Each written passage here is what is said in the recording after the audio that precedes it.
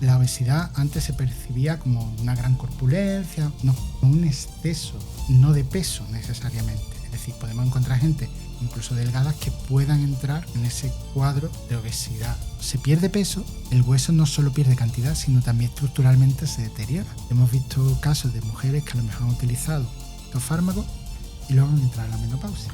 Walter Suárez Carmona es referente en obesidad en el ámbito hispanohablante, experto en ejercicio aplicado a obesidad, diabetes y osteoporosis. Cuenta con muchos años de experiencia clínica y una sólida trayectoria en investigación con participación en diversos artículos científicos, especialmente en el campo de la obesidad. Miembro de la Sociedad Española del Estudio de la Obesidad, destaca en redes sociales por un discurso crítico, riguroso y basado en evidencia, alejado de mensajes simplistas y soluciones milagro. Buah, Arnau.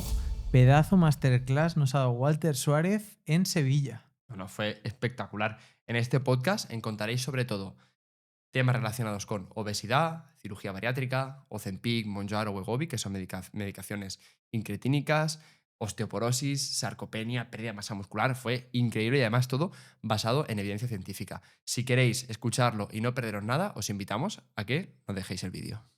Muy bien, Walter, buenos días, bienvenido a Salud al Oído. Que sepas que ha sido un placer enorme para nosotros, ya te lo comentamos ahora fuera de cámara. Queremos empezar lanzándote una pregunta que vimos en uno de tus Powers de un Máster, y es la siguiente.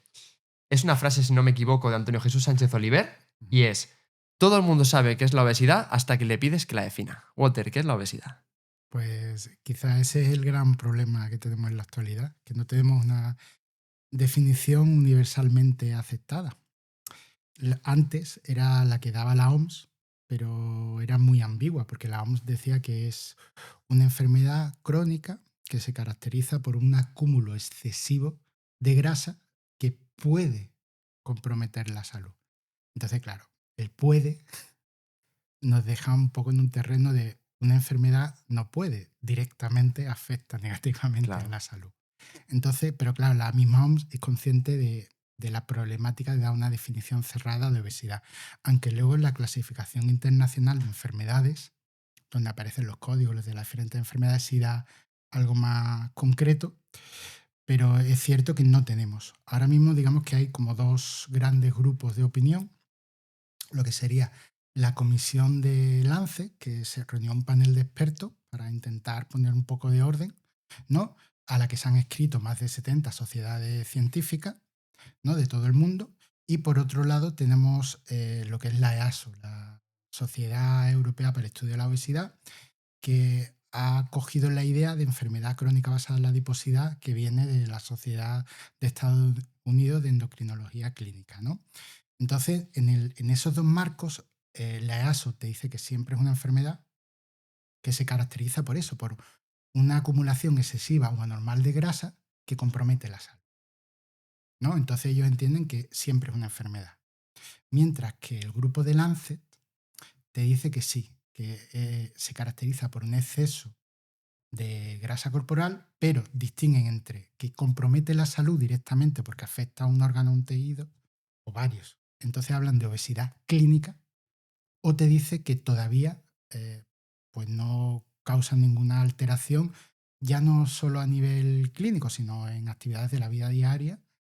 Entonces se entiende que es obesidad preclínica y la incluyen como un factor de riesgo. Con lo cual, cuando te dicen la obesidad es una enfermedad, te dices, bueno, depende de quién me estés hablando y de en qué contexto, porque si tomo el protocolo o la idea que viene del Lancet, de la comisión, no siempre es una enfermedad. Si tomo la idea de la EASO, sí. Lo que pasa es que algo que ha cambiado, y es importante en los dos consensos, es que la obesidad antes se percibía como una gran corpulencia, no, pero es que ahora se ve como un exceso de adiposidad, no de peso necesariamente. Es decir, podemos encontrar gente con cierto sobrepeso o incluso delgadas que puedan entrar en ese cuadro de obesidad clínica o, en este caso, de enfermedad crónica basada en la adiposidad. Con lo cual, conceptualmente, digamos, la entidad clínica es diferente a la conceptualización social. Y claro, nos movemos ahora mismo entre esas dos aguas de dónde nos posicionamos.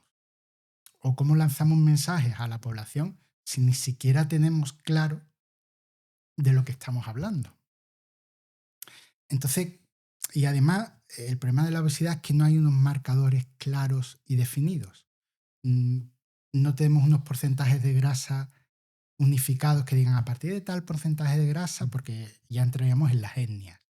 Depende de la etnia, pues habrá unos porcentajes otros. También entraríamos en el problema de los sexos o incluso de las fases etarias. No es lo mismo gente de 20 años que gente de 60. Claro. Entonces no hay marcadores universalmente aceptados. Lo más que podemos coger es métricas, como lo de cintura-altura, ¿no? Perímetro de cintura, que están bien y que tienen mucho trabajo de epidemiología detrás de décadas de estudio, pero que bueno, que también tienen su umbral de error.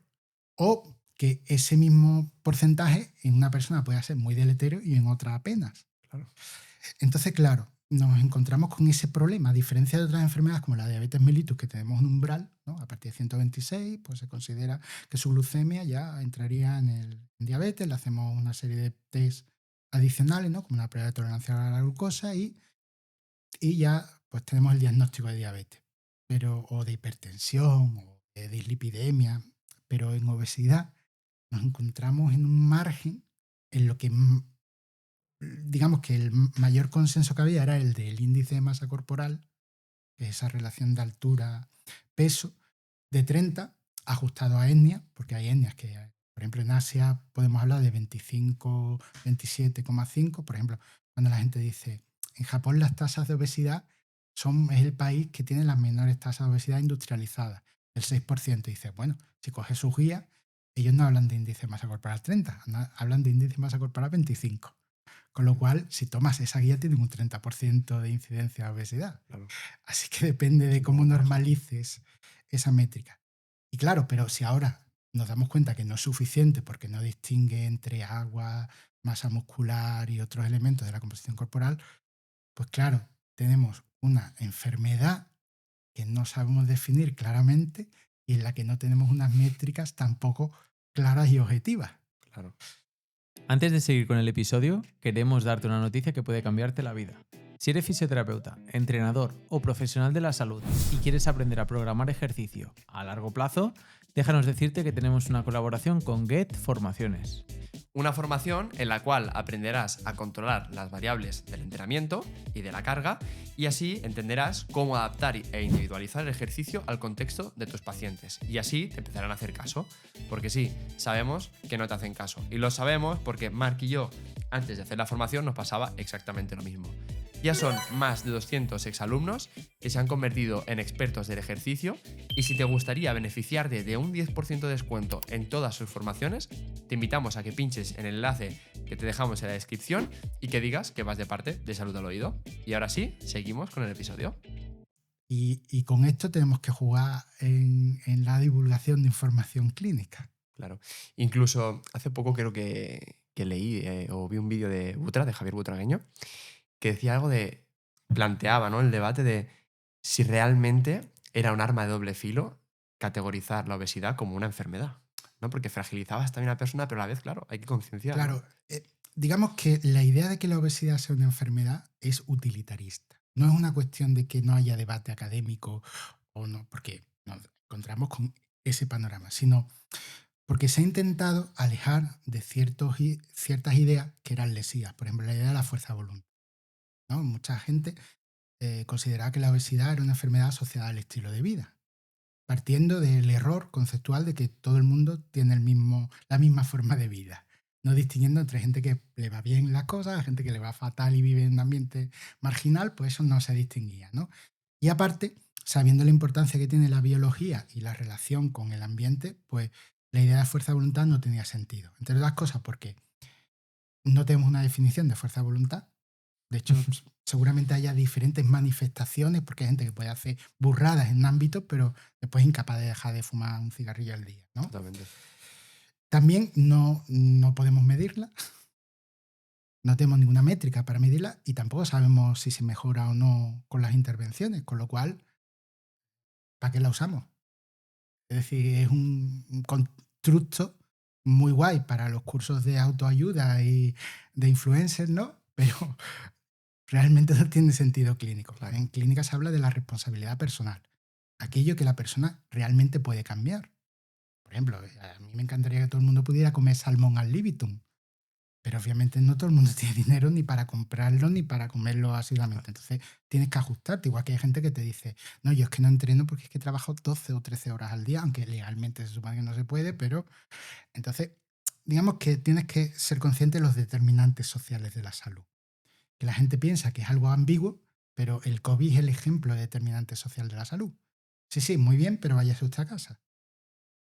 Bueno, y claro, pues todo esto impacta en la obesidad y se decidió la idea de describirla como una enfermedad, primero para quitar el rechazo social que hay, Total. porque de hecho es la única condición que se relaciona con dos pecados capitales, la gula y la pereza, es decir, ni siquiera Hostia, uno, es socialmente lo peor, ¿no? Y aparte también porque muchas veces en la clínica, para intervenir, lo hacíamos a través de otras enfermedades. Te intervengo porque tienes hipertensión, diabetes, pero no solo por obesidad per se. Entonces, claro, al reconocerla como entidad clínica, intentabas quitar en la parte social deletérea y también de las personas que se la vayan creyendo, que soy menos, no valgo, y también la parte clínica de intervención, que pudieran aprobarse fármacos o intervenciones directamente para obesidad, no esperando al criterio de obesidad plus. Es decir, tengo obesidad y otra cosa Claro. aparte. Pero claro, es un arma de doble filo. ¿Por qué? Hay gente que le puede venir bien esa consideración y gente que le puede venir mal. Hay gente que puede decir, oye, pues menos mal porque no es algo, no hablamos de culpa, hablamos de una Claro. predisposición y en este ambiente en el que yo muevo ahora mismo, pues no puedo, ¿no? Pero hay gente que también puede decir, bueno, pues no puede hacer nada, ¿no?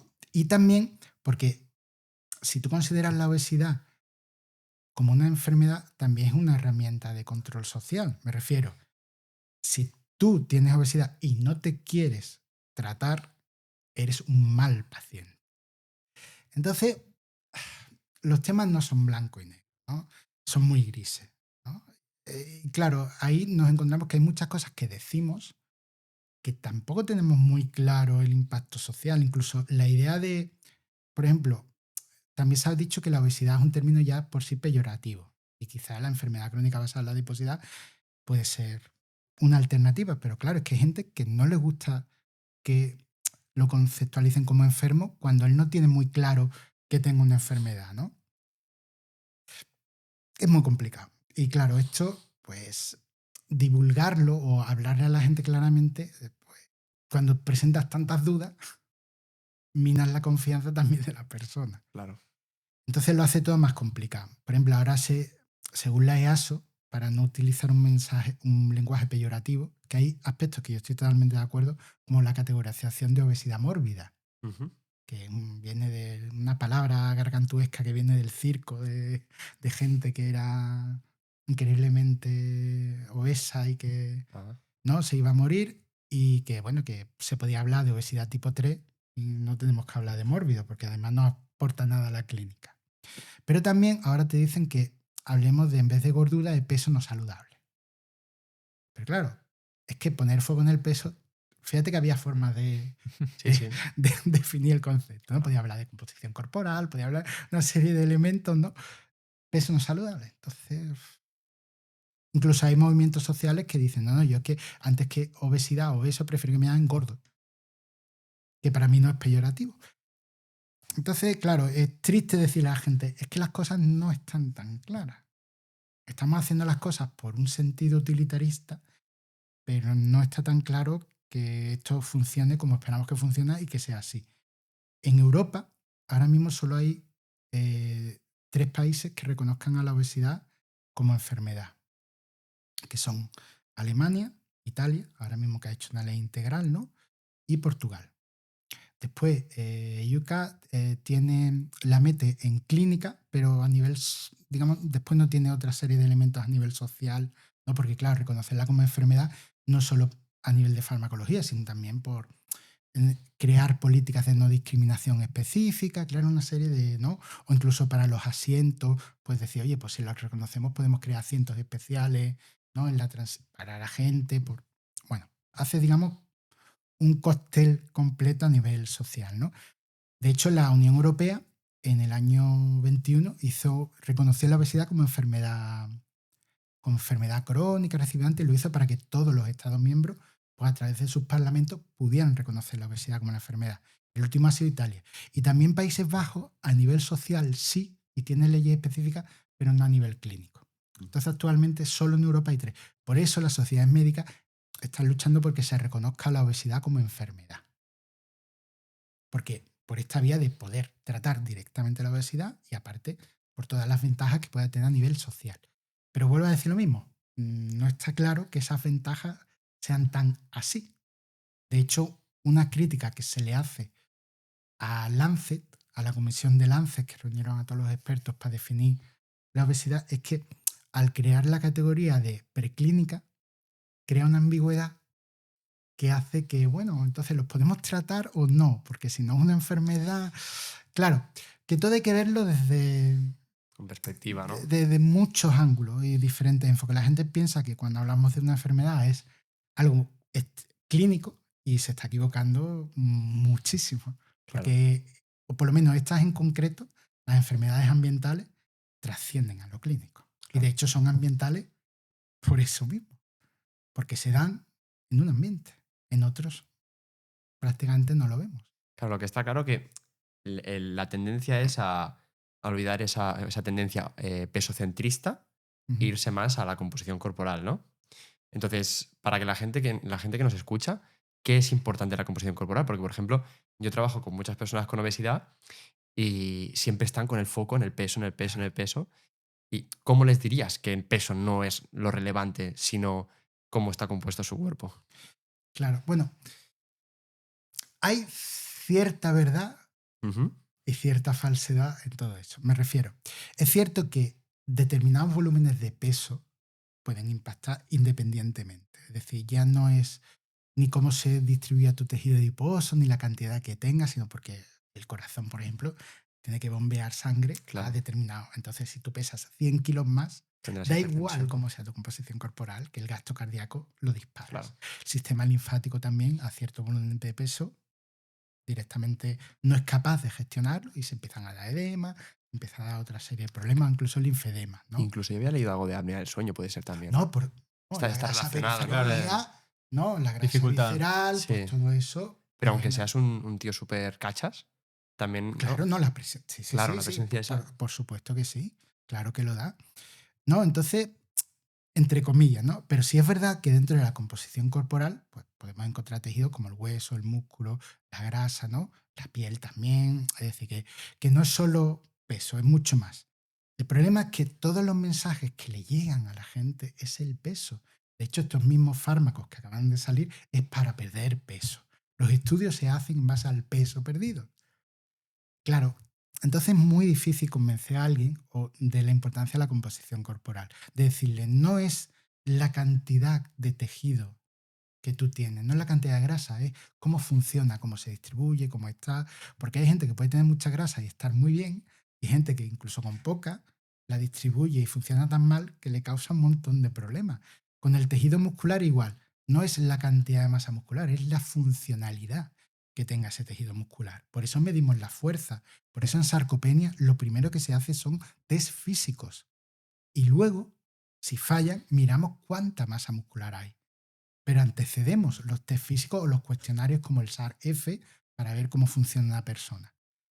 Claro, y eso es difícil de explicar. La gente todavía ve el ejercicio físico como calorías. No lo ve como algo que va a impactar prácticamente en todas las células de tu cuerpo y que va a generar adaptaciones positivas y que además apenas tiene efectos deleterios. Principalmente se dan porque no lo has dosificado adecuadamente o lo has hecho de una forma incorrecta, pero no en sí mismo por el estímulo. Y eso es complicado. Hombre, ahora podemos hablar de que el tejido muscular, por ejemplo, es un órgano endocrino reconocido, pero eso a la gente tampoco es un mensaje que le cale especialmente. Totalmente. Incluso en ese sentido, hay medias verdades. Por ejemplo, el músculo esquelético es un órgano endocrino, sí, pero si está sano, emite una serie de mioquinas que no suele emitir cuando está enfermo. que un músculo sedentario, aunque tenga mucha masa muscular, emite una serie de factores, miostatina, CTNF, que no emitiría si fuera de una persona activa. Claro. Así que es un órgano endocrino para lo bueno, pero Para lo también malo. para lo malo. Es muy complicado. Cuando se habla de composición corporal, podemos hablar de tejidos, pero digamos que el paso más allá es la funcionalidad de estos tejidos, que podemos medirlo o por test físico, por ejemplo, en el caso de masa muscular, pero también por analítica. Podríamos medir esas mioquinas o ciertas mioquinas para ver cómo funciona, ¿no? También su capacidad de absorber glucosa y otros nutrientes. Podemos verlo de muchas perspectivas. Si hubiera un mensaje, sería decir a la gente, no es tanto de qué estás hecho, sino cómo funcionas. La funcionalidad. De hecho, es tan importante que cuando la gente habla, por ejemplo, de envejecimiento saludable, no va ni de suplemento, no va ni de fármaco, va de función. Entonces, la salud va de función. Si tú no funcionas bien o algunos aspectos de tu cuerpo no funcionan bien, pues esas anormalidades en la función es lo que causa enfermedades. Entonces es la función, no la cantidad, no, es la función. Que por supuesto que la cantidad tiene que ver. Sí, claro, si no hay, pues no hay. No, de hecho, por ejemplo, cuando hablamos de obesidad y cómo causa enfermedades, una es por cómo funciona el tejido adiposo, que se inflama y empieza a emitir factores, ácidos grasos que comprometen la salud global, pero también por el exceso de grasa per se. Es decir, si tú tienes a lo mejor 40 kilos más de grasa corporal, pues tus articulaciones, enfermedades respiratorias, pues se pueden ver comprometidas y no porque la grasa funcione mal, Ya. es porque hay un exceso de. Igual que si hay poca masa muscular, muy poca masa muscular, pues muy bien que funcione, es que hay poca masa muscular, ¿no? Con respecto a la masa muscular, un dato anecdótico es que cuando tú has perdido el 40%, imagínate que estás en la UCI, pues una pérdida del 40% de masa muscular con respecto al basal en el que entraste, el riesgo de muerte es prácticamente el 100%. Oh, tío. Lo cual es un tejido vital. De hecho, en cuanto empiezas a perder masa muscular, en los hospitales se empieza a deteriorar la función inmune, la recuperación de heridas, por eso se empiezan a formar úlceras y hay que mover a los pacientes en las camas. Y todo es por pérdida de masa muscular. Es decir, que no es una chorrada ni es algo no importante.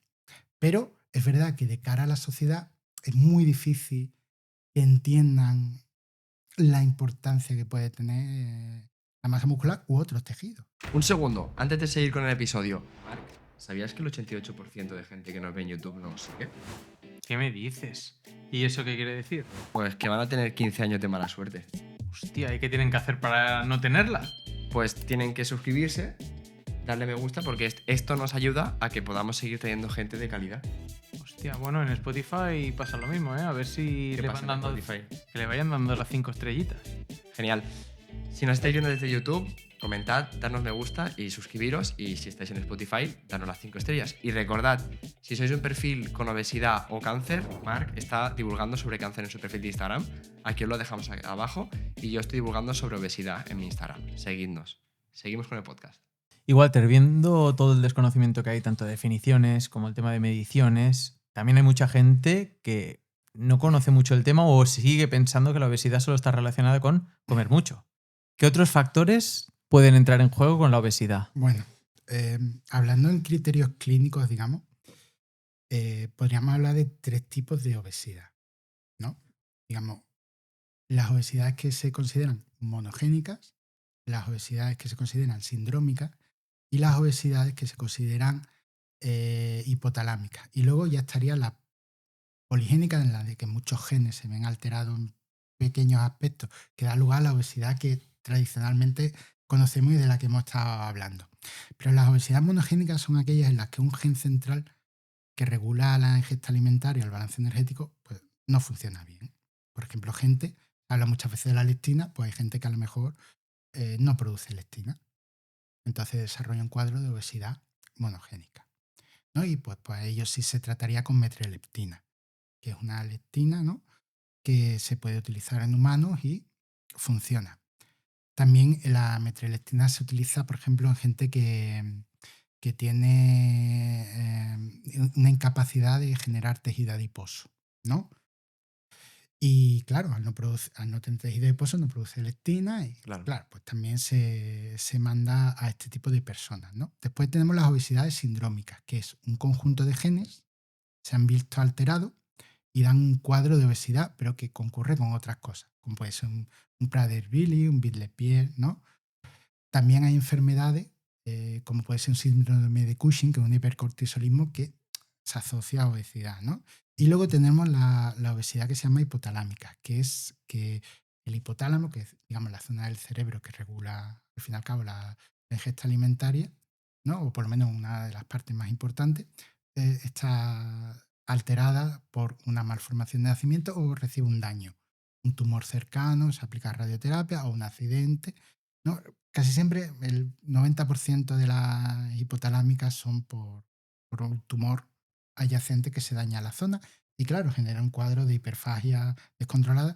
Y bueno, el hipotálamo hace muchas más cosas, controla la tensión arterial, el balance energético, la temperatura corporal, los ciclos circadianos, por lo cual se puede dar lo que se llama un síndrome hipotalámico, que es que todo eso se puede ver afectado Claro. y ya son cuadros muy complejos que requieren de especialistas.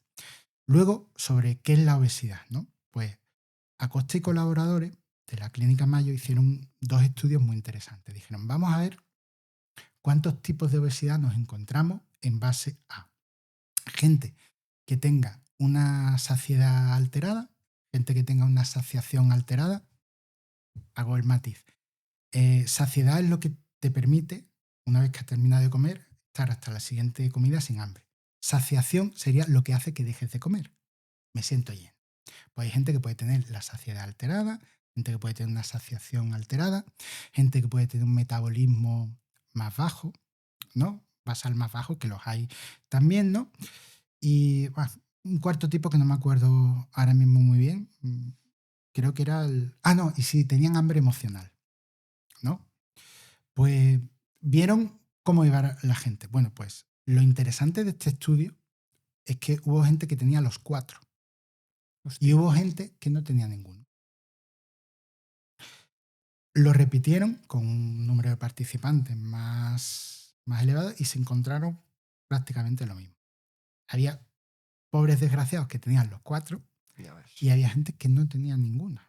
Con lo cual, cuando la gente dice, ¿por qué se produce la obesidad a nivel central?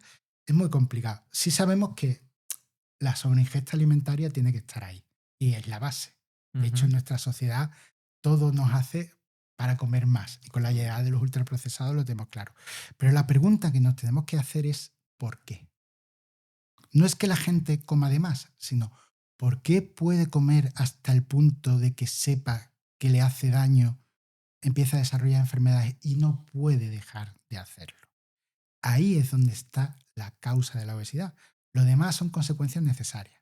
Cuando la gente dice come mucho y se mueve poco, vale, pero eso no explica la causa. De Me comer explica mucho. por qué. Claro, no hay No me lo otra. explica. Entonces, claro, el problema de todas estas definiciones es que han puesto el foco en el tejido adiposo, tanto del ANCE como de la EASO, pero en ninguna valoran la hiperfagia, ni ninguna valoran por qué la persona come de más. Entonces, claro, al poner el foco en el tejido adiposo y no ponerlo a nivel central, han creado una entidad clínica un poco confusa, porque se interviene el tejido adiposo, teoría, el exceso, pero no se está interviniendo a nivel central. Y esto es súper gracioso porque fármacos como el Ozempic no tienen efectos en el tejido adiposo. Solo tiene efectos a nivel, bueno, central también, Sí, sí, ya a nivel entendemos. gastrointestinal, ¿no? Pero en el tejido adiposo no sabemos si hay receptores de GLP-1. Así que es curioso que el fármaco que se manda para tratar la enfermedad crónica basada en la adiposidad no tenga efectos en el tejido adiposo, pero sí los tenga a nivel central. Entonces, claro, esto crea un batiburrillo y aparte la obesidad es una enfermedad crónica. De hecho, lo normal es que una vez que se abandona el tratamiento, se recupere el peso. De hecho, todo el mundo que trabaja en obesidad, si se centra en el peso, el fracaso es el 90%, 95%, ¿no? Porque, claro, no toco los aspectos ambientales, tampoco tengo muy claros los centrales, con lo cual la gente no va a seguir lo que yo le estoy diciendo que haga. porque igual el enfoque ha sido errado, no porque la persona no puede hacerlo. Entonces, claro, esto crea un concepto muy esquivo a todo lo que estamos viendo, que estamos intentando intervenir la obesidad sin comprenderla y creamos una serie de mensajes que en el fondo, si alguien los piensa fríamente, dice, es todo muy contradictorio. Y claro, ese es el gran problema actualmente, que no sabemos ni las causas, no consideramos los moduladores como son los factores ambientales y estamos interviniendo en la obesidad. Y eso es complicado. Complicado porque el fracaso está asegurado. De hecho, los nuevos fármacos, una vez que se abandonan, el peso se vuelve a recuperar. Y es lógico. De hecho, parece que se nos había olvidado la biología. El problema de la obesidad no era perder peso. Es complicado, sino mantenerlo. Es prácticamente imposible.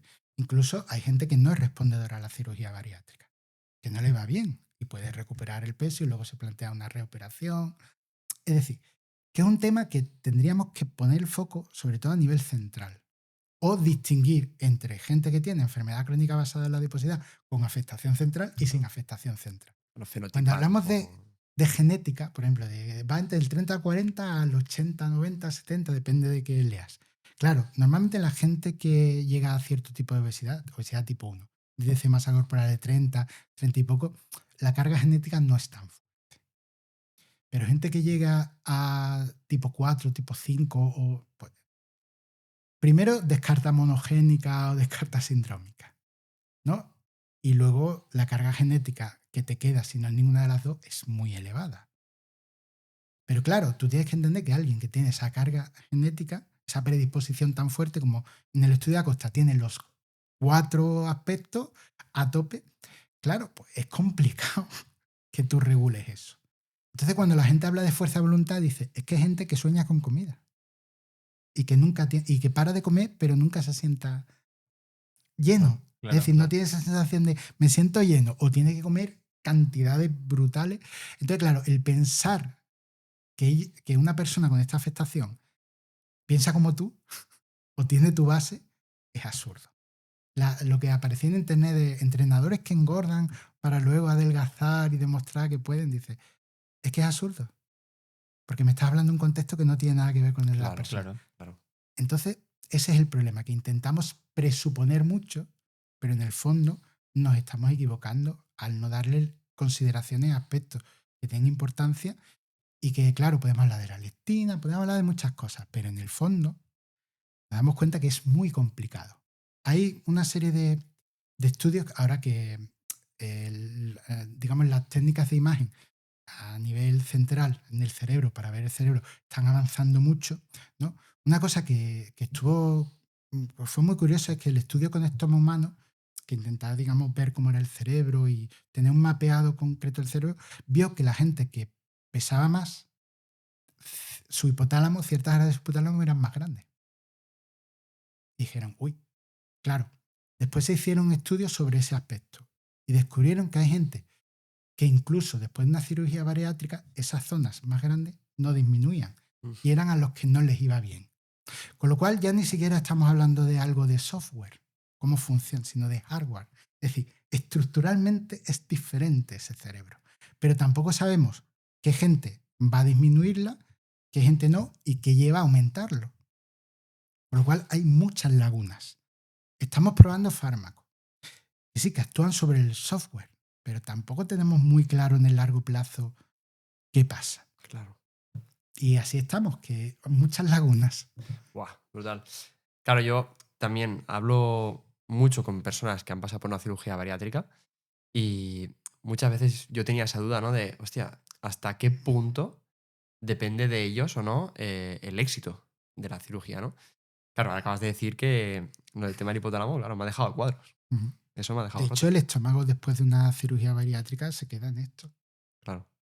Y hay gente que engorda, que vuelve otra vez a comer y que no le va bien. Claro, y esto, ¿hasta qué punto? Esto es una duda que tengo yo. ¿Hasta qué punto esto no es por el estado este que, o sea, igual que cuando haces una dieta muy restrictiva, que entras en un estado de más supervivencia todavía y tu metabolismo va a baja, ¿hasta qué punto no es así con la cirugía Bueno, bariátrica? eso lo podría explicar en el corto plazo. pues a lo Vale. mejor un año o poco más, pero luego se debería normalizar. Vale. ¿Sabes? Ya llega un punto en que tiene que haber cierta normalización. A lo mejor tu metabolismo va a salir un poco más bajito Ajá. porque tiene menos masa muscular, pero tampoco, volvemos a lo mismo, tampoco explica por qué comes más. Ya. Es decir, hay un punto en que no lo explica. Sí. De hecho, dentro del metabolismo, ¿no? Ponser, que es un biólogo muy interesante, habló de lo que se llama metabolismo constreñido. Digamos, él explicó, aunque esto, digamos que sigue siendo una hipótesis, ¿no? Que cuando una persona, yo empezaba a aumentar mucho mis niveles de actividad física, digamos que el metabolismo basal tendía a bajarse un poquito para compensar. Y esto se vio en poblaciones de cazadores-recolectores que tenían niveles de actividad física muy elevados, pero que sin embargo su gasto energético estaba muy compensado con esos niveles. Entonces, digamos que llevando esto al tema de la obesidad, porque esto funciona en sociedades de supervivencia, ¿no? De subsistencia, por decirlo así.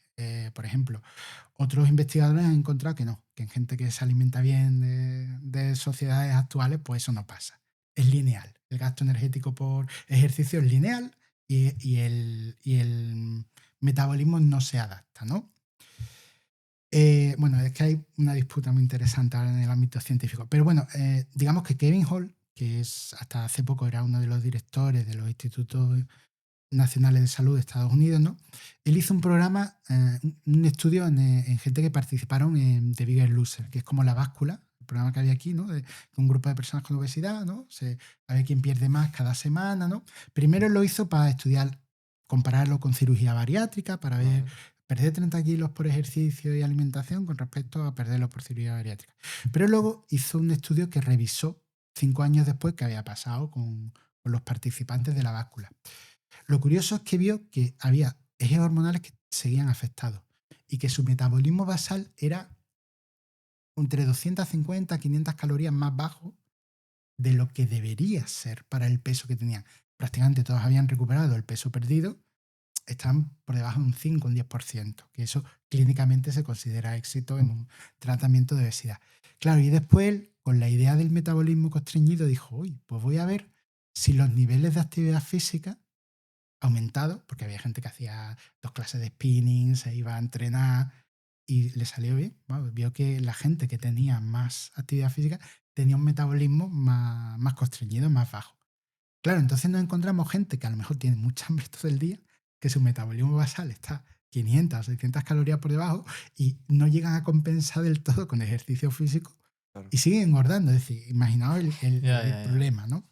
Ahora, que esto sea así en todas las personas, todavía no lo sabemos y tenemos que hacer estudios a mayor escala y viéndolo. Pero bueno, sabemos que hay muchas adaptaciones que desconocemos, que hay muchos aspectos que desconocemos. De hecho, no podemos predecir a priorísticamente qué va a pasar con un tratamiento. Todo lo podemos hacer a posteriori, es decir, después vemos cómo responde o no. Pero no tengo herramientas para decir a ti te va a ir bien y a ti no. Sí, tengo ideas. La edad, cuánto tiempo llevas con obesidad, y me puedo hacer una idea de cómo va a ir, pero no lo sé seguro. Claro. De hecho, porque hay muchas cosas que es que no sabemos todavía. Ostras, ahora ha abierto un melón súper grande, que has nombrado ya los Ozempic. Sí. Entonces, creo que es un debate que hay en redes ahora muy grande. ¿Qué opinas, ¿no? En general de su uso? Y si crees que realmente... Porque, por ejemplo, yo tengo la duda mucho de Ozempic versus cirugía bariátrica. ¿Qué? Bueno, vamos a ver. Por partes. Porque es un tema complicado. Muy ¿no? complicado, sí. Primero, no estamos haciéndonos las preguntas adecuadas. Uh-huh. Es decir, hemos llegado al punto de... Tú hablas con cualquier internista o alguien y te dice, sí, esta persona tiene hipertensión, obesidad, diabetes, y es que si le mando esto, dieta, ejercicio, no va a funcionar. O no va a funcionar la mayoría, o va a funcionar un tiempo y luego no. Si le doy el fármaco, funciona. Claro, el problema es que se corre el riesgo y es tentador de tratar desigualdades sociales con fármacos. Ya hemos visto con los antidepresivos. ¿Te va mal en tu trabajo? En vez de actuar sobre eso, digo, pues tómate el antidepresivo.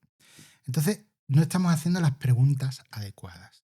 Y ya que sabemos que la obesidad tiene un impacto ambiental muy grande, el foco debería ser en los aspectos ambientales. Pero este nuevo grupo de fármacos, basados en incretina, ¿no? En hormonas intestinales, para que la gente lo entienda, digamos que han cambiado el escenario farmacológico de la obesidad. Antes, los tratamientos que teníamos eran de muy bajo impacto y algunos efectos secundarios pues, eran de bastante consideración, ¿no? De hecho, hay cosas que están aprobadas en Estados Unidos por la FDA, mientras que la Asociación Europea del Medicamento ha dicho que nada es de la China, que ellos no aquí no se aprueban porque no ven que los efectos secundarios compensen, ¿no? Bueno, pues el rollo es que, claro, ahora tenemos fármacos que funcionan. Y funcionan bastante bien, suponiendo que superen los efectos secundarios, que hay gente que no los puede superar. Digamos que la molécula del Ozempic es la semaglutida, que es una molécula que se une a los receptores de GLP-1 y los activa. Por eso se llaman agonistas del receptor de GLP-1, ¿no? A nivel central lo que hacen es que quitan el hambre y también impactan en el componente hedónico. Hace que la gente, pues, digamos que ese hambre más exacerbada por ciertos alimentos dulces se le baje. Incluso hay gente que ha dejado de fumar o incluso está investigando en adicciones, porque es verdad que baja un poco ese hambre más mediada por una apetencia, ¿no? Después, a nivel pancreático, pues aumenta la segregación de insulina mientras que baja la de glucagón, ajustada con la glucemia actual. Es decir, que eso está bien porque es raro que se den hipoglucemia. Se pueden dar, pero son más raras. Y luego, pues, reduce la motilidad intestinal. El estómago y el intestino, pues, van más lento. Casi todos los efectos secundarios son a nivel intestinal. Vómito, diarrea, estreñimiento, dispepsia, que es lo que llamamos flato, ¿no? Digamos que casi todo, eructación, ¿no? Pues todo van por ese camino. Se hace una dosis escalada, la dosis máxima que tú puedas, en base a ir superando esos efectos secundarios. Hay gente que no los puede superar y abandona el fármaco, y hay gente que sí. Con lo cual, ya de base, hay gente que no le va bien el fármaco. Y luego entramos en la gente que es respondedora o no tan respondedora. Hay gente que pueden perder mucho peso y gente que pierde muy poquito. Y no por los efectos secundarios, sino porque no actúa tan eficientemente con esa persona. Entonces, claro, pero en términos generales, son fármacos que funcionan muy bien. Primero hemos utilizado un agonista, pero ya estamos usando dobles agonistas, como la tirzepatida, que afecta tanto al GLP-1 como al GIP, que son las dos incretinas. También tenemos triagonistas que se están investigando, ¿no? Como la retatrutida, que también meten el glucagón. Y otras hormonas, la milina, ¿no? El peptidoid, es decir, digamos que el arsenal farmacéutico solo estamos viendo la punta de todo lo que va a llegar. Ya hay orales, se están investigando para que sean inyecciones una vez al mes. Es decir, que las cosas van a ir cada vez a más. Por eso digo que no nos estamos haciendo las preguntas adecuadas. Porque sí, esto puede funcionar, pero también tenemos que ver que, biológicamente, cuando dejamos el fármaco se va a recuperar el peso en la mayoría de la gente. Porque no hemos cambiado nada. Claro. Ni su biología ha cambiado, ni seguramente su contexto tampoco. Y después, que claro, eso nos lleva a la siguiente cuestión. El uso debería ser crónico, como un fármaco para la hipertensión, como un fármaco para la diabetes, como un fármaco para todas las enfermedades crónicas. Claro. Y aquí llega el problema. En vez de controlar un poco todo lo que hay, la OMS ha decidido incluir estos fármacos en la lista de medicamentos esenciales, que es una lista que se supone que hay de fármacos que afectan, enfermedades que afectan a la gente y que en países de bajos recursos pues tienen una incidencia atroz porque la gente no puede acceder a esos medicamentos. Uno, por ejemplo, es la insulina, que está incluido porque, claro, se entendía que si bajamos el precio, pues claro, es que hay gente que es que si no se muere. Claro. Claro, el introducir estos fármacos en la lista de medicamentos esenciales es un paso que yo creo que es errado. Hay autores que han dicho, cuidado porque estamos dando un mensaje un poco extraño. Porque claro, sí tenemos fármacos que pueden funcionar, pero funcionan solo si son en uso crónico realmente. Y es que en uso crónico no tenemos todavía trabajos de larga duración que nos muestren. Se dice que como se llevan usando 20 años, parecidos, no son los mismos. En diabetes, pues bueno, pues tenemos tiempo de uso, pero claro, es que ni son los mismos fármacos ni el mismo uso. Es verdad que hay estudios en 4 o 5 años probando estos mismos fármacos que aparentemente se pueden mantener el efecto, es decir, no se crea resistencia al efecto del fármaco, con lo cual no hay que aumentar. Entonces, la propuesta que ya están haciendo mucho es bajar hasta un peso en donde se haya lo que se llama un valle, un nadir, ¿no? Y luego pues ya reducir la dosis lo justo para que tú no engordes, o si empieza a aumentar, aumentarte la dosis y luego bajártela. Pero hay cosas que no sabemos. Por ejemplo, ¿qué efecto tendrá ralentizar el aparato digestivo durante décadas? Pues no lo sabemos. A nivel central, ¿qué efectos psicológicos o neurológicos puede tener este uso? Tampoco lo sabemos. Porque además la fisiología, digamos que el escenario que crea estos fármacos no tiene nada que ver con la fisiología. Digamos que el GLP-1 se produce después de cada comida intermitentemente. Esto lo que hace es que subo unos niveles y los mantengo. Con lo cual es un escenario que fisiológicamente no existe. No lo sabemos. Sí, tenemos estudios de 4 y 5 años, pero tampoco tenemos claro en el uso en el largo plazo cómo hace. Hay muchas dudas y claro, tenemos que ponderar a quién le puede hacer falta y a quién no. Y claro, ya se están haciendo publicidad de, por ejemplo, una tenista muy famosa que ha salido que realmente no era un caso clínico. Ya. Y sin embargo lo está usando. De hecho, fue en Reddit, me parece. Cogí un comentario porque me llegó al alma. Dije, hostia, es que uno decía, si ella, que ha sido campeona del mundo, necesita, ¿Cómo afecta eso? ¿qué nos queda a nosotros? Entonces, el problema es que se está dando demasiado bombo a estos fármacos, pero ni se está hablando de los problemas a largo plazo que desconocemos, ni se está hablando de es que hay problemas sociales que vamos a minimizar. De hecho, muchos movimientos, como la positividad corporal, neutralidad corporal, funcionalidad corporal, que tenían una base muy buena, que era no discriminar a la gente por los cuerpos, ¿no? Se están viniendo abajo porque en el fondo volvemos a lo mismo. Hay que estar delgado y hay que estar bien. Si no, vales menos como persona, tienes menos valor. Claro, eso es terrible, porque da un mensaje terrible. Ya estamos viendo qué está pasando con el envejecimiento. Que ahora la gente ya no puede envejecer. Tiene que parecer con 60 años que tiene 40 o 30. Pero es que esto también se está llevando y se va a llevar al tema de la obesidad. De hecho, las patentes internacionales, en Europa no.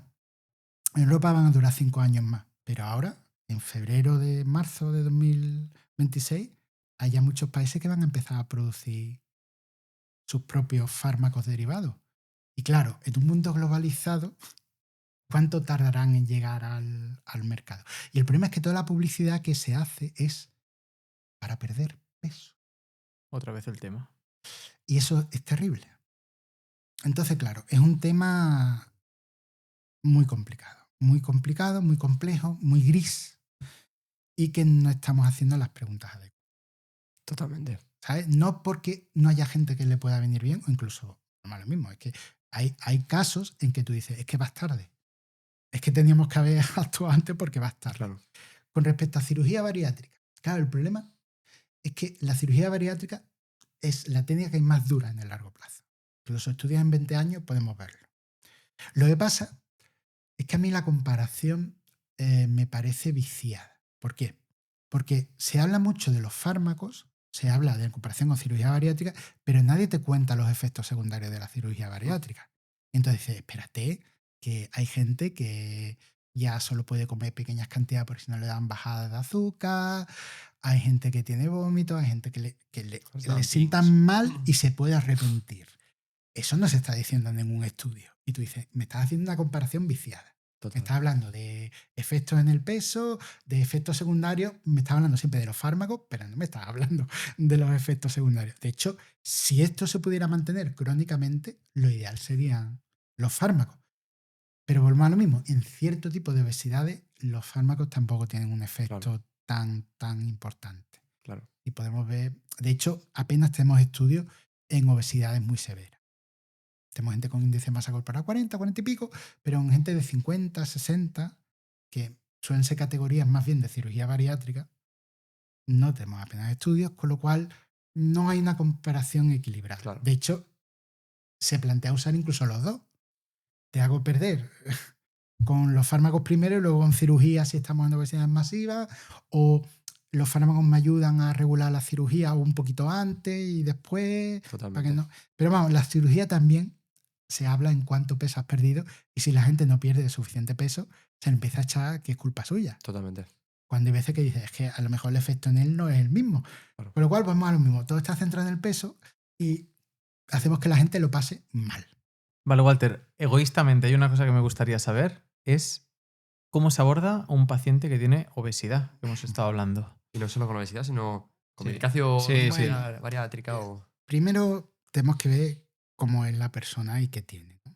De hecho, aquí, por ejemplo, algo que tampoco se deja claro en ninguna guía es gente que puede tener un aumento de peso por una cuestión personal, puntual. Imagina a alguien que durante el COVID a lo mejor siempre ha sido delgada y ha engordado, por lo que sea, incluso ha desarrollado hipertensión, ¿no? Claro, ¿esta persona tiene una enfermedad crónica? Pues seguramente no. Seguramente él pueda volver a un estadio anterior. Le costará más o le costará menos a gente que desde pequeñito pues, ha estado 30, 40, 50 kilos por encima del peso ese que podríamos decir ideal, que nunca existe. No, pero claro, pues tenemos que ver, o sobre todo, tener claro qué es lo que hace falta en la persona. Primero es, ¿hay patologías? Pues vamos a intervenir las patologías. Sea si se puede dar una remisión a alguna de ellas o al menos mejorarla, ¿no? Por ejemplo, en el caso de la diabetes mellitus tipo 2, sabemos que si es de un diagnóstico reciente y no llevas mucho tiempo con la enfermedad, se puede dar una remisión de la diabetes mellitus tipo 2 perdiendo X cantidad de peso, ¿no? Porque se supone que alivias la carga de grasa del hígado, con lo cual las hiperproducciones de glucemia se normalizan, alivias la carga de grasa en la célula beta pancreática y haces que algunas que se habían desdiferenciado para no morirse vuelvan y puedes aumentar la producción de insulina, con lo cual en ambos aspectos puede darse una remisión de la diabetes mellitus tipo 2. Pero claro, todo depende de si eres ya insulino dependiente o no, porque el daño en la célula beta pancreática cada vez es más prolongado. Por eso gente que lleva 15, 20 años le va a quedar poco páncreas, pocas células beta pancreáticas para producir insulina, ¿no? Y también en la remisión de la diabetes se supone que es no farmacológica.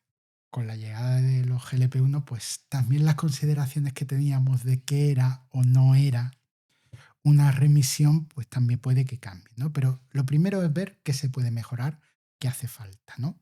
No es lo mismo alguien que venga y diga, mira, yo no tengo problemas de salud, simplemente quiero algo más estético. Bueno, pues eso no tiene nada que ver con alguien que venga, que diga, es que me han dicho que me haga una cirugía eléctrica porque es que tenía ya 2 eventos cardiovasculares y me tengo que preparar y a ver si no me quedo en la mesa y porque estoy fatal. Bueno, pues digamos que lo primero es prioridades. La flexibilidad va en base de las prioridades. Mientras menos problemas haya, se puede ser más flexible. Lo ideal sería hacer una valoración, una buena valoración de la persona, ¿no?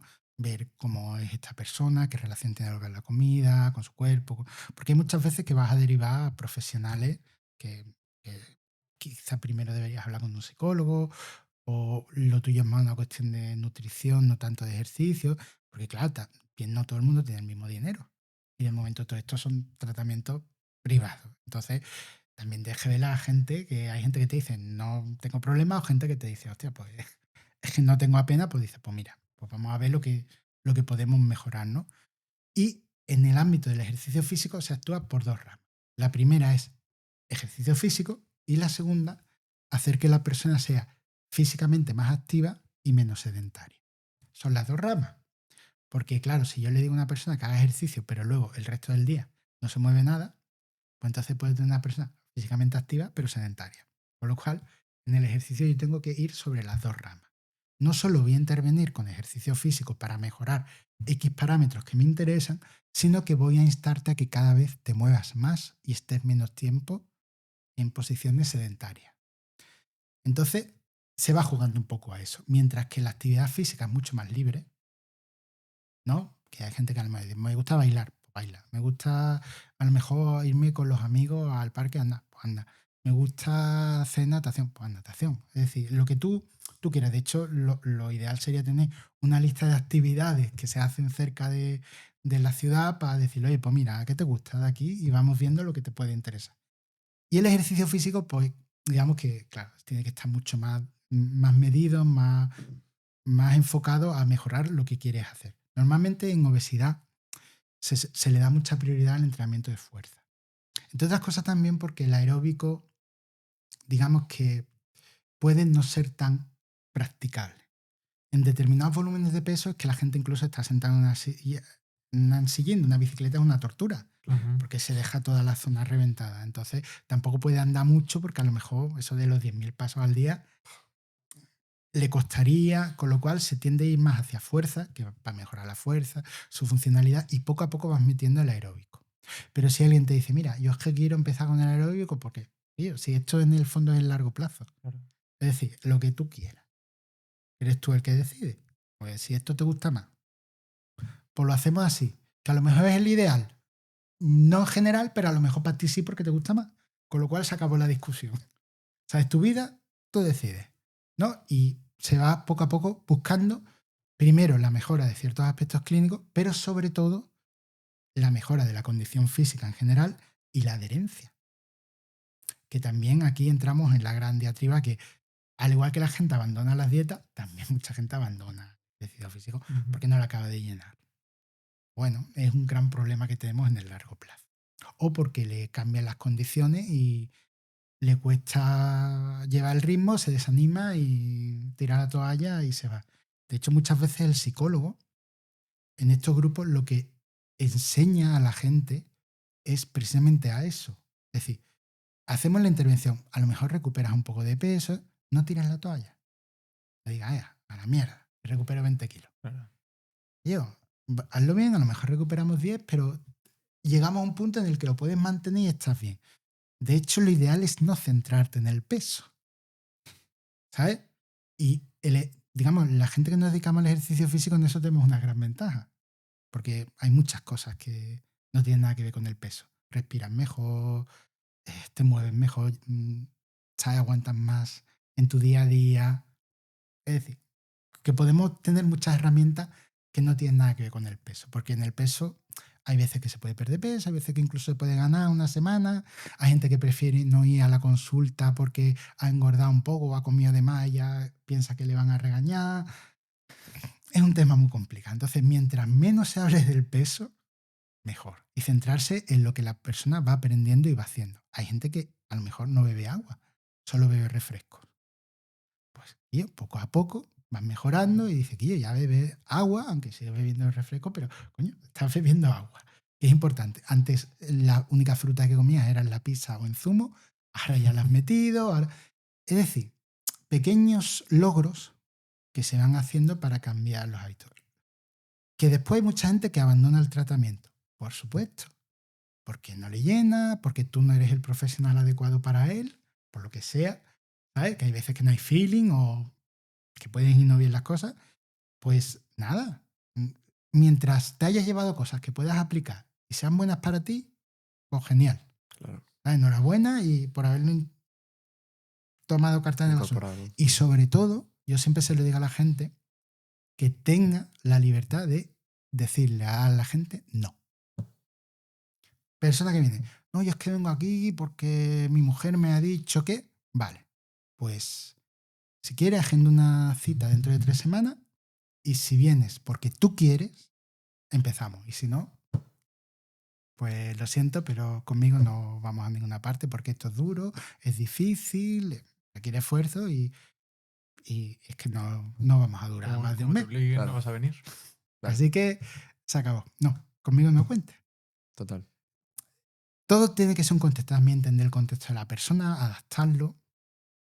Después las herramientas pueden ser muchas. Si va al gimnasio o no, si quiere utilizar Mancuernas o tensores. gomas o lo que sea. Porque además muchas veces en obesidad es que la autocarga ya, el propio peso corporal es Claro. muy alto. Claro, Es decir, que hay muchas veces que al principio dices, mira, es que con que hagas sentadillas en el sofá totalmente. va de chuta, ¿sabes? Totalmente. Es que ya no sirve, al final es generar adherencia. Sí, y generar más capacidad Claro. funcional, Sí, sí, para claro. que mejore la condición física. Claro. Pero claro, todo eso tienes que valorarlo. El problema es que eso lleva un tiempo. Claro, Ahora eso es 1 hora, más o menos. claro. Ya. Que no es tan sencillo. Entonces, primero que tú hagas una buena valoración y luego ya digas, pues igual es conmigo o conmigo no. Ujú. Bueno, O porque viene con alguna patología que tú no conoces y le dices, mira, yo es que no soy especialista en este área, te derivo claro, Ujú. a un compañero que sepa mejor porque no me quiero meter en totalmente. este, aunque más o menos sepa por dónde van los tiros, pero hay cosas que yo no voy a. Ya. Totalmente. Entonces, bueno, pues digamos que es eso, es tener en cuenta, sobre todo escuchar mucho y hablar poco, eso es lo que se suele hacer, y tener en cuenta que esto es a largo plazo.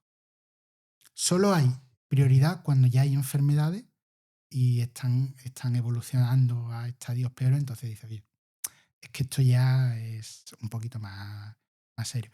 Y además, lo bueno de hacer una buena valoración es que hay gente que no sabe cómo está de salud. Por ejemplo, en el último estudio que nosotros hicimos en la UPO, había una mujer que nos venía que decía que tenía mareo, dolores de cabeza. Cuando le medimos la tensión arterial, porque era parte del protocolo, la tenía 18. ¿Sabes? 18, 12. Claro. Cata, urgencia, oye, pues ta. No, ella creía que era del estrés. No lo sabía. Hay gente que no sabe que es diabético. Ya. Que tiene diabetes y no lo sabe. Porque Ya. no se ha medido. De hecho, nosotros nos pasó de 148. ¿Tú qué haces? No. ¿Hace nada? O no, yo he desayunado, pero nada. Y dices tú, pues, al hospital, Claro, Carta, totalmente. por favor, Claro. que le hagan una prueba, ¿sabes? Pues todo esto. Y sobre todo, aprender a delegar y trabajar con otros profesionales de la salud. Por ejemplo, yo le hago un test de condición física a una persona y empieza a dar unos resultados que digo, esto puede ser sarcopenia.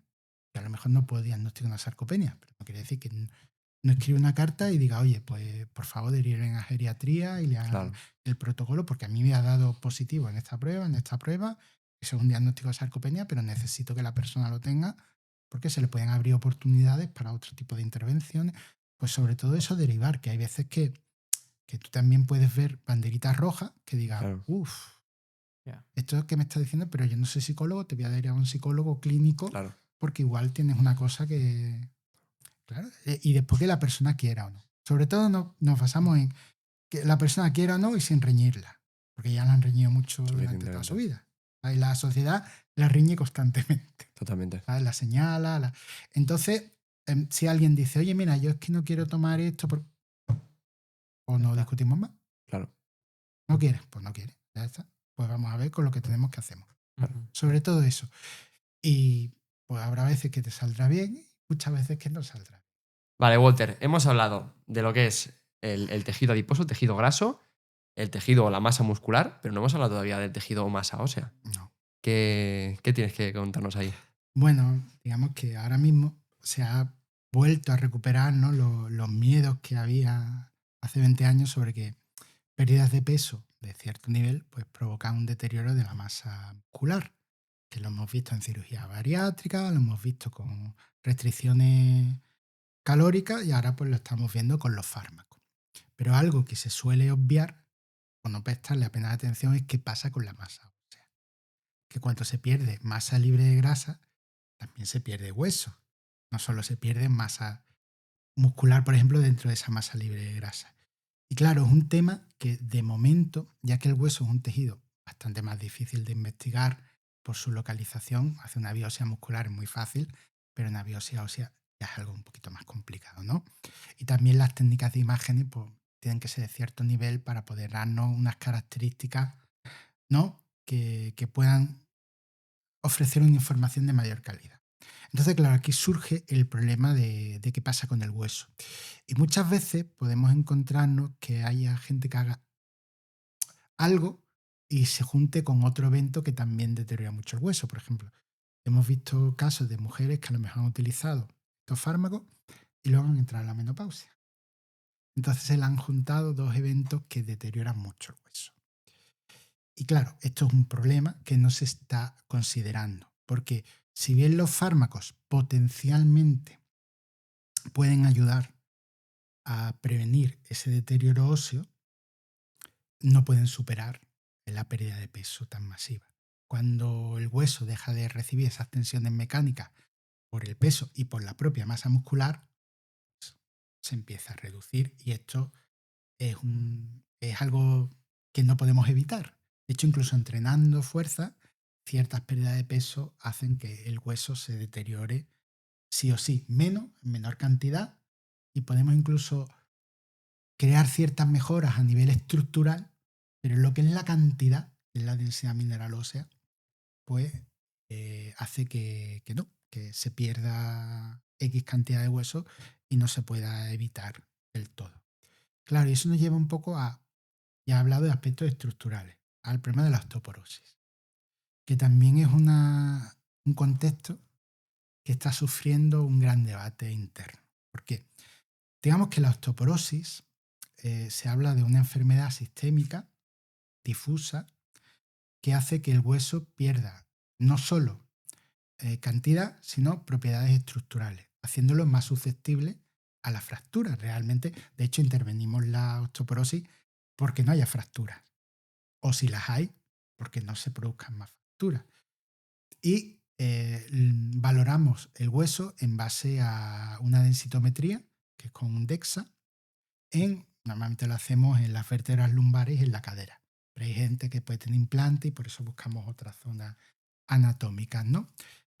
Digamos que como el pico de masa ósea se suele alcanzar en torno al principio, a finales de los 20 años, treintena, ¿no? Pues en el año 94, en el estudio NANE3, usando a mujeres en esa edad, se establecieron unos valores y a partir de ahí, pues a medida que tú te desviabas de esos valores, pues tenías una desviación estándar, media, y entonces la osteoporosis se considera personas que tienen una densidad mineral ósea, en esas zonas que hemos mirado, de 2,5 desviaciones estándar con respecto a lo que tendría una mujer de 30 años en ese pico de masa ósea.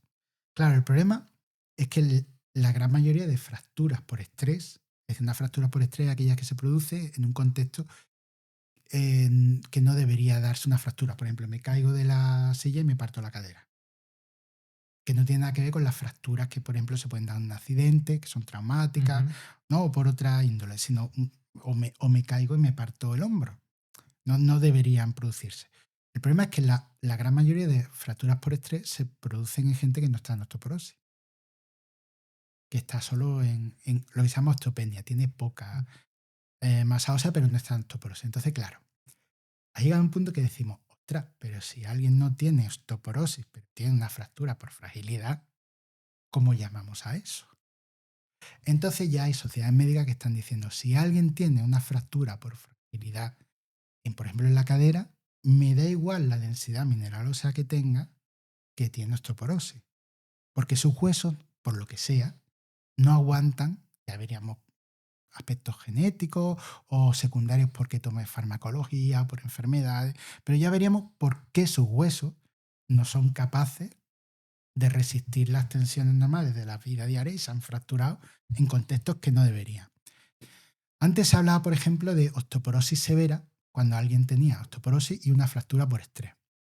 Pero claro, digamos que las consideraciones actualmente van a las fracturas, llaman a las fracturas, con lo cual si hay fractura ya tiene osteoporosis, una fractura por fragilidad. Y todavía están discutiendo, incluso hay gente que te dice, bueno, la osteoporosis en sí mismo, por densidad mineralosa, es una enfermedad. Entonces, digamos que todo está un poco ahí de forma difusa, sobre todo porque sabemos que es un valor que después se pueden dar fracturas sin que sirva el valor. Entonces, digamos que también es otra enfermedad o otro contexto clínico que le estamos dando muchas vueltas. Entonces, claro, el problema es que cuando se pierde mucho peso, no solo se pierde, hablamos de entre un 5 y un 10% de pérdida de peso para que ya tenga efectos en el hueso. Pero todo depende. En gente muy delgada, un 5% de peso está bien, pero a la gente con cierto grado de obesidad, un 5%, un 7% es Realmente Mm. no es tanto, Claro. ¿no? Sobre todo porque hay gente con obesidad muy severa al principio y pierde mucha agua, pierde que eso de he perdido 60 kilos de grasa. Dice, no, ¿estás seguro que no? Va, solo a nivel de metabolismo energético es imposible. No te ha dado tiempo, has perdido mucha agua, ¿no? Has vaciado bien tu aparato digestivo, es decir, has hecho una serie de cosas que has hecho perder peso, pero no son solo de grasa. Entonces, claro, cuando se pierde peso, el hueso no solo pierde cantidad, sino también estructuralmente se deteriora. Claro. Y esto hace que aquí el entrenamiento de fuerza e impacto tenga tanta importancia. Porque si bien tarda en aumentar el hueso, la densidad mineral ósea, más rápidamente sí mejora las características estructurales del hueso y previene las fracturas.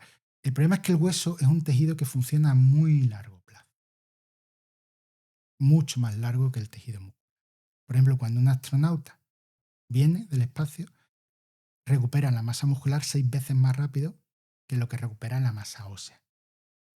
De hecho, un ciclo de remodelado óseo, quitar el hueso dañado envejecido por hueso nuevo, suele durar unos 8 meses, pero si miras la mineralización te puedes ir al año, año y poco. Entonces, claro, el problema que vemos es que hay gente que puede perder peso, perder hueso, recuperar el peso y seguir perdiendo hueso, porque va en ritmo Claro. más lento. De hecho, en cirugía bariátrica hemos visto pérdidas de huesos que se extienden hasta 7 años. Porque claro, digamos que va poco a poco ajustándose a las tensiones que hay, pero como no hemos mejorado la fuerza ni la masa muscular, pues, y hemos perdido 40 kilos, pues me voy adaptando a esa Claro. nueva realidad. Entonces el hueso es un tejido que una propuesta que se está haciendo en cirugía bariátrica sobre todo, porque cirugía bariátrica no son los que pierden peso, es que también la absorción de nutrientes se puede ver comprometida y eso hace que sea mucho más, se pierdan bastante más peso. Es mandar antirresortivos. Manda antirresortivos con la cirugía bariátrica, ¿no? O algunos otros fármacos, ¿no? Y se están ya probando, se han hecho varios ensayos sobre ese tema. Lo que pasa es que, claro, es un poco como, pero sabiendo cómo funciona el hueso, que vamos a mandar farmacología durante 5, 6, 7 años, tenemos un problema. Y además, la densitometría, un problema que tiene es que cuando hay mucha grasa corporal, no acaba viendo muy bien cómo está el hueso.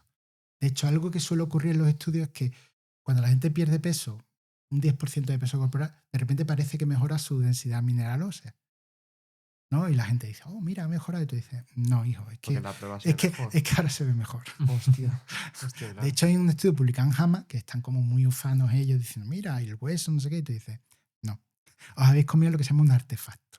Es decir, el DEXA no estaba midiendo bien la grasa en esa zona, no, porque causa interferencia. Sí, claro, hostia. Y de hecho, por ejemplo, para ver la calidad del hueso, una cosa que usamos es el TBS, ¿no? Que es un software que se aplica al DEXA y lo que hace es que sobre las vértebras lumbares, pues crea un diagrama y ve cómo está la porción interna del hueso. Y por ahí puedes hacerte una idea de cómo puede estar el hueso en cuanto a resistencia, a características, más allá de la densitometría. Que hay gente puede tener una buena densitometría, pero dice, oye, el TBS le da bajo, con lo cual. Pero claro, el problema del TBS es que hay gente que tenía mucha grasa visceral y subcutánea, pues se inventaba un poco el asunto. El último software, que es el 4, sí hace bien los distingos. Pero el 3, que es el que se está utilizando ahora mismo, pues. Hostia, un poco. Entonces, claro, eso tampoco se tiene en cuenta. Y claro, y digamos que el tema de huesos es complicado por eso. Es un tejido que requiere mucho tiempo, mucha constancia, que se puede mejorar, por supuesto.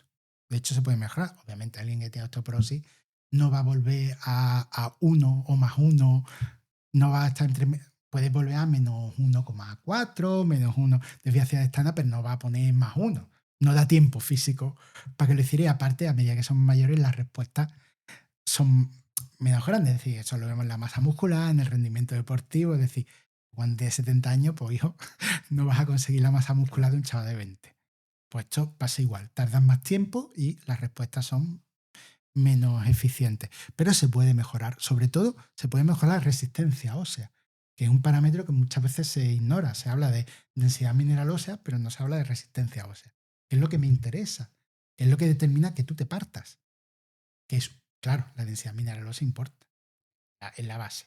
Pero también importa cómo esté estructurado todo. Claro. Por ejemplo, en diabetes mellitus, un problema que tenemos con el hueso es que el colágeno sobre el que se deposita lo que son los cristales fosfocálcicos que dan ese componente mineral que llamamos hidroxiapatita, por el exceso de glucosa se pueden glicar y pueden ser demasiado rígidos.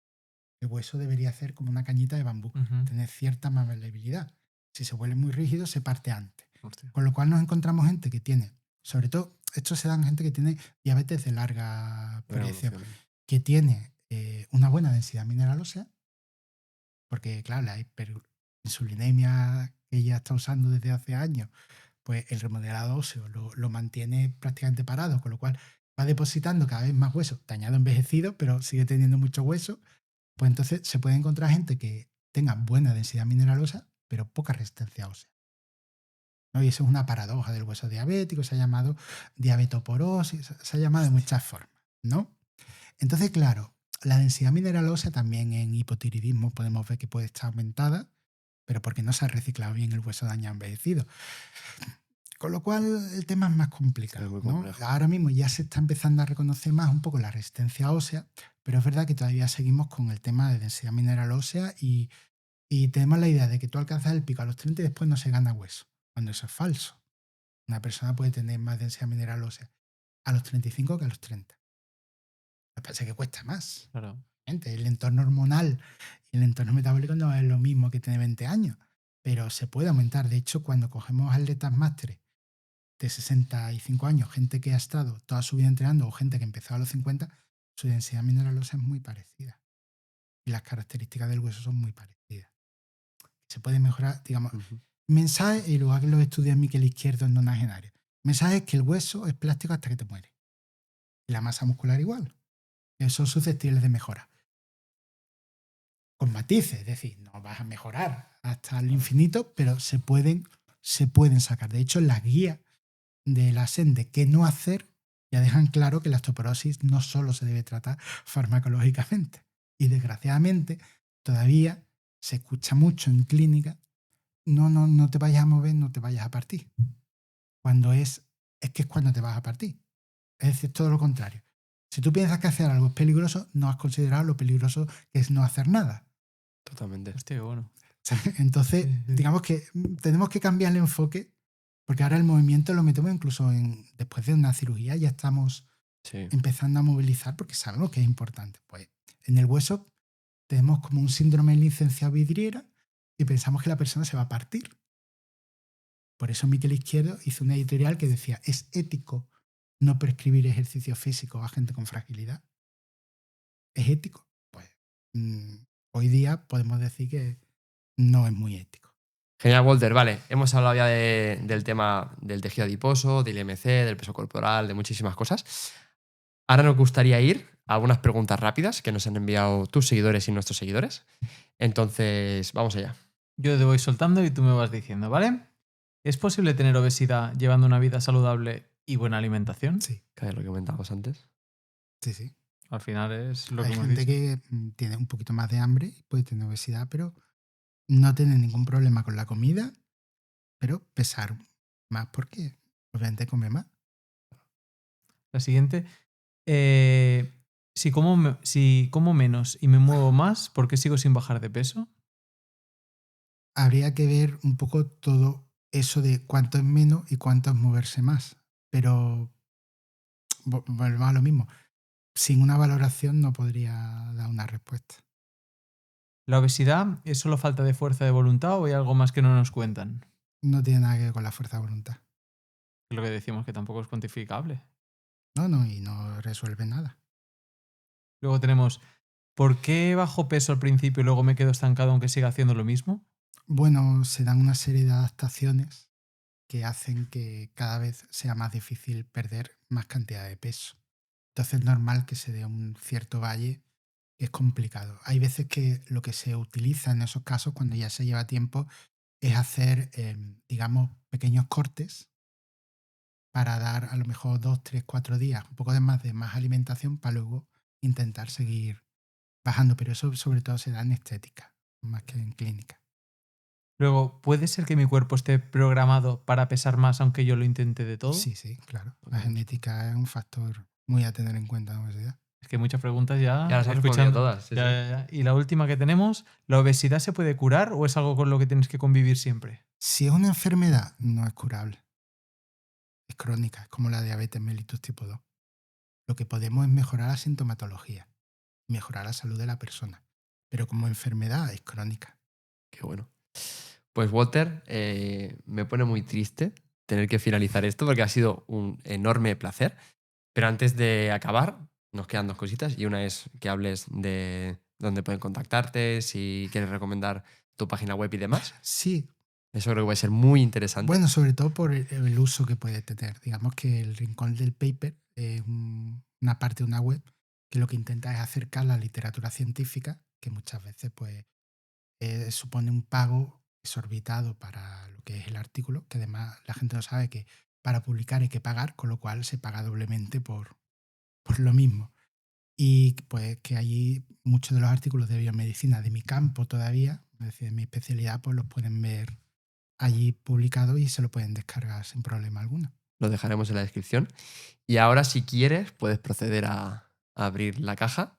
No sé dónde está La navajita. la navajita. Tío, hombre. Eso Pues sí si quieres, Eso sí que lo puedes quitar por encima. sobre Quítalo, todo, eso... darte las gracias, como comentamos ahí, por venir a romper mitos y no corazones. Pues muchas gracias. Ojo, no nos cortemos. Voy a ver, Es de mi tierra, además. De Suiza. ¿Eres suizo? Yo nací en Suiza. Hostia, qué bueno. Por eso el nombre Guiri. Qué bueno. Ahora la gente piensa que soy de Latinoamérica. Yo pensaba que tenías ascendencia latinoamericana. Pero yo nací en Lucerna. Hostia, Lucerna, qué bonito. Sí.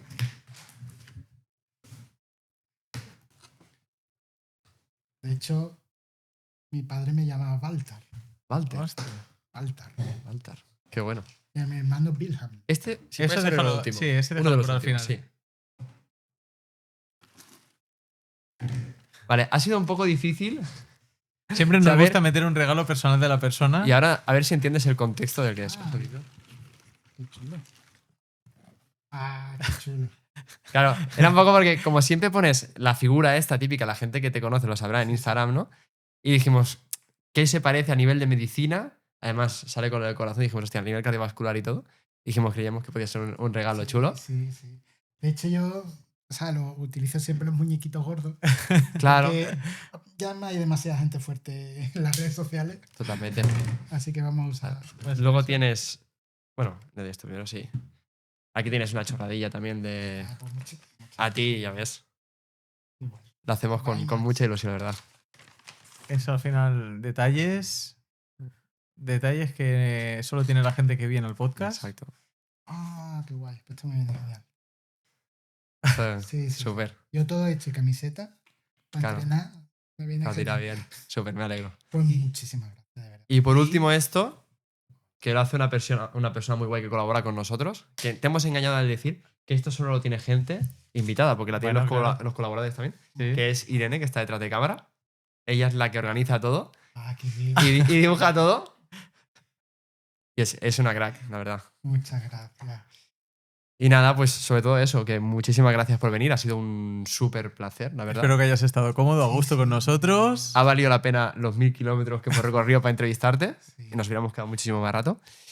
Y hasta si no quieres comentar nada más, Walter, ha sido un enorme placer. Nada, vosotros. Y estamos en contacto para cualquier cosa Con que... la oportunidad que dais de poder escuchar algo un poquito diferente. Al final Qué es guay, la tío. oportunidad de la gente de escucharte. Totalmente. Bueno, pero también de tener un... Bueno, Ha sido una grata conversación, de verdad. muchas Muchísimas gracias, Walter.